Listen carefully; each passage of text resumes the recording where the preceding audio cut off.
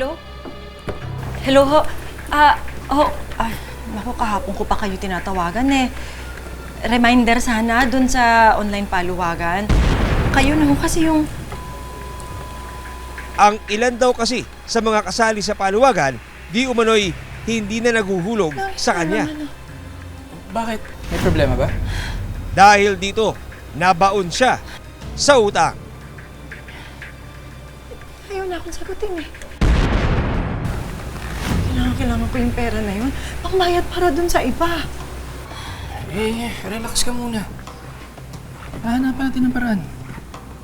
Isa sa mga posibleng dahilan daw ng pagkabaon ni Salve sa utang ay ang hindi pag-remit ng ilan sa kanyang mga membro.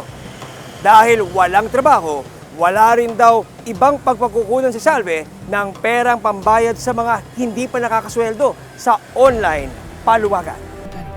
Hanggang ang problemang ito, magiging mitya ng mas malaking trahedya. Lakasan mo yung loob mo. Lumaban ka, please.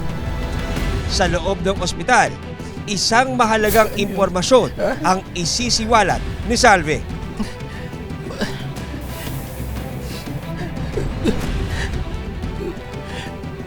Lalaking nakabonet na pumasok sa bahay.